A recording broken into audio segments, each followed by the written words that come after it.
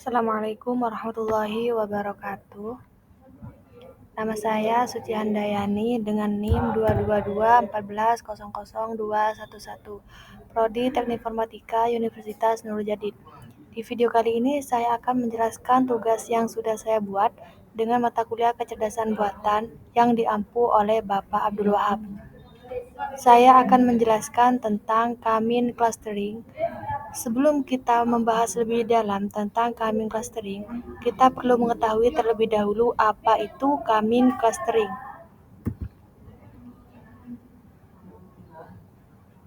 Kamin Clustering adalah salah satu metode klasterasi yang digunakan dalam analisis data untuk membagi sekumpulan data menjadi beberapa kelompok atau klaster. Tujuan dari metode ini adalah meminimalkan varian dalam klaster dan memaksimalkan varian antar klaster.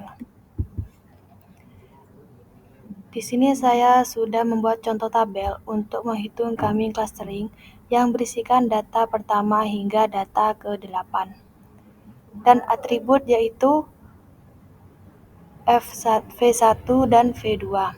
Di sini sudah ada rumusnya, kalian bisa baca sendiri. Dan yang B, implementasi Kamin.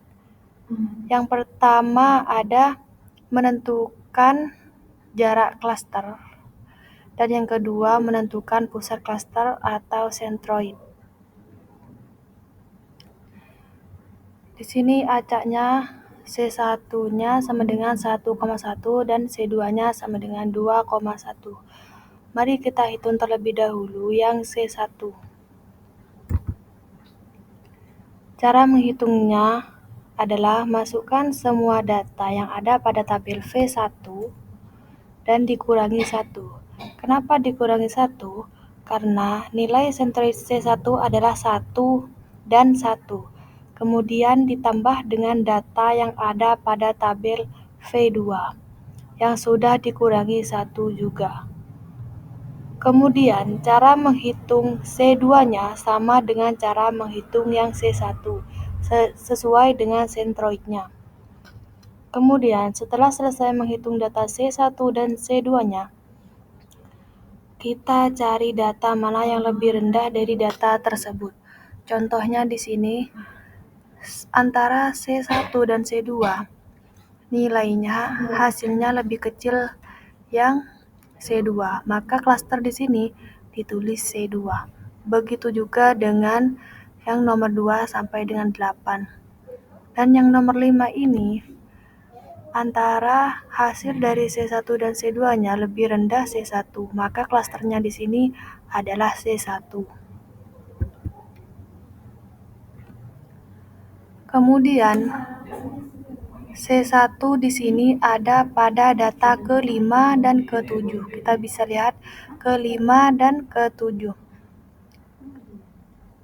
V1 dan V2-nya yaitu yang V1-nya di data 5 dan 7 adalah 1,3. Dan V2 di 5 dan 7 adalah 1 dan 1. Begitu juga dengan C2-nya. Kemudian yang ini adalah C1 yang berada di V1. C1 yang berada di V1 adalah 1 dan data yang ke-7 juga 1. Maka setelah itu dibagi 2 maka hasilnya 0. Begitu juga dengan V2-nya. Dan sama juga dengan yang C2. Cara menghitungnya sama dengan yang C1. Kemudian hasilnya ditulis dengan di dalam kurung. Seperti ini. Kita cara menghitung yang iterasi kali ini yaitu sama dengan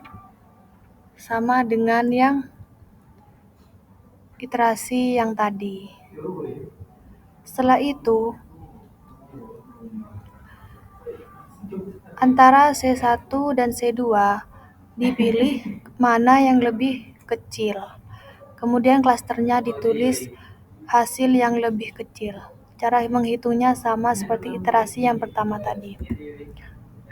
Kemudian, setelah klaster pertama dan klaster kedua sama, maka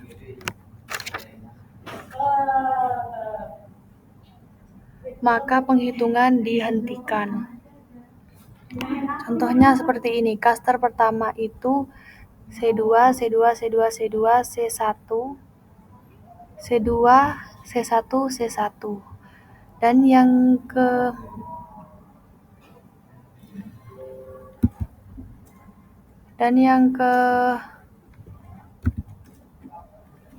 yang kedua, klaster yang kedua sama dengan